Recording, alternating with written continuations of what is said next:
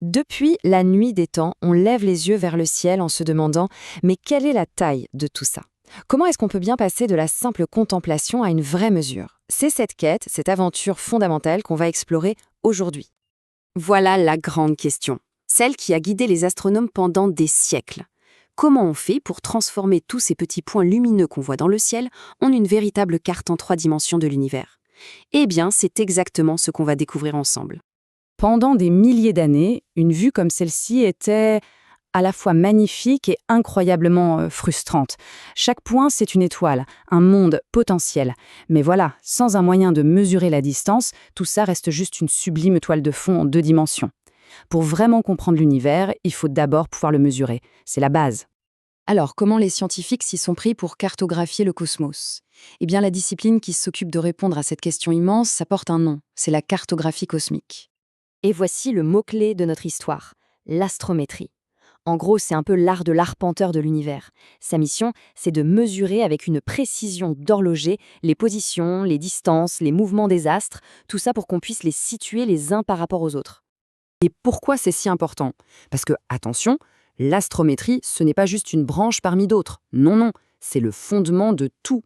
Sans ces catalogues précis, sans ces mesures de distance, eh bien la cosmologie ou l'étude de la dynamique des galaxies, ça n'existerait tout simplement pas. C'est vraiment la pierre angulaire de toute l'astrophysique. Bon, voyons voir comment les astronomes ont commencé à bâtir cette carte. Logiquement, on commence par le premier échelon de ce qu'on appelle l'échelle des distances cosmiques, c'est-à-dire notre voisinage direct, notre jardin cosmique en quelque sorte. Et pour ça, la méthode la plus fondamentale, c'est la parallaxe. Regardez bien. Comme la Terre tourne autour du Soleil, une étoile qui est proche de nous va sembler bouger par rapport aux étoiles qui sont très très loin derrière. C'est ce petit décalage, ce tout petit angle, qui, avec un peu de trigonométrie toute simple, nous permet de calculer sa distance. Pour bien piger le truc, on peut faire une petite expérience. Tendez votre pouce devant vous, voilà. Maintenant, fermez un œil, puis l'autre. Vous voyez? Le pouce semble sauter d'un côté à l'autre par rapport au mur derrière. Eh bien, c'est exactement le même principe, mais à une échelle cosmique, où nos 2 yeux, ce sont les 2 positions de la Terre à 6 mois d'intervalle. Et cette idée, pourtant, elle n'est pas nouvelle du tout. Déjà dans l'Antiquité, l'astronome grec Hipparque avait cherché ce fameux décalage. Il n'a rien vu, mais sa conclusion a été géniale. Si la parallaxe est indétectable, ça veut dire que les étoiles sont à des distances absolument faramineuses. Il a fallu attendre presque 2000 ans et d'énormes progrès techniques pour que Friedrich Bessel y arrive enfin, en 1838. Et le chiffre qu'il a trouvé a tout changé. 600 000 unités astronomiques. C'est-à-dire 600 000 fois la distance entre la Terre et le Soleil. Pour la toute première fois, on avait une mesure tangible de l'immensité qui nous sépare des autres étoiles. D'un seul coup, l'univers venait de s'agrandir de façon spectaculaire sous nos yeux. Mais bon, cette méthode a ses limites. Le problème, c'est que pour les étoiles plus lointaines, l'angle de parallaxe devient minuscule, rikiki, plus petit même que le flou causé par notre atmosphère. Donc depuis le sol, on est vite bloqué. Il fallait trouver autre chose. Alors, comment on fait pour aller plus loin? Comment on mesure au-delà des limites de la parallaxe? La science a dû trouver une nouvelle technique, une astuce, en utilisant ce qu'on peut appeler des phares cosmiques. L'idée, elle est particulièrement ingénieuse. Imaginez une ampoule de 100 watts. Si vous connaissez sa puissance, sa vraie luminosité, alors en mesurant juste sa luminosité apparente, celle que vous voyez, vous pouvez en déduire à quelle distance elle se trouve. C'est ça, le principe des chandelles standards, des objets dans le ciel dont on connaît la véritable puissance lumineuse. Et ça nous amène au concept génial de l'échelle des distances cosmiques. Chaque méthode, c'est comme un barreau qui nous permet de grimper plus haut. La parallaxe, c'est la base, pour les étoiles juste à côté. Ensuite, on a des étoiles spéciales, les céphéides, qui nous emmènent vers les galaxies voisines.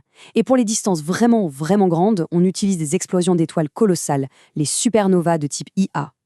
Mais voilà, même les supernovas les plus brillantes, on ne les voit pas partout.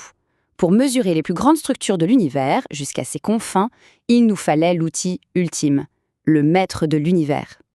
Et cet outil ultime, il repose sur une découverte folle du XXe siècle. L'univers est en expansion. Ça veut dire que presque toutes les galaxies s'éloignent de nous, et plus elles sont loin, plus leur lumière nous arrive étirée, décalée vers le rouge. C'est ce qu'on appelle le redshift. Et en mesurant ce décalage, on mesure directement leur vitesse d'éloignement. Et c'est ça, la fameuse loi de Hubble.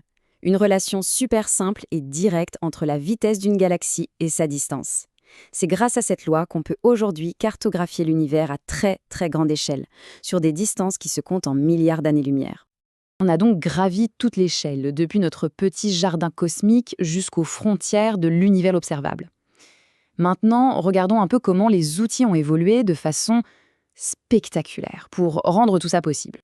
Le contraste est saisissant. D'un côté, l'astrolabe, un instrument antique pour mesurer la position des étoiles depuis le sol. De l'autre, le satellite Gaïa de l'Agence spatiale européenne. Entre les deux, des siècles de progrès qui nous ont fait passer de mesures approximatives à une précision qui était juste inimaginable. Surtout, en allant dans l'espace, on s'est débarrassé des distorsions de notre atmosphère. Et ce tableau, il illustre parfaitement le saut quantique qu'on a fait. Le satellite Hipparcos, dans les années 90, c'était déjà une révolution.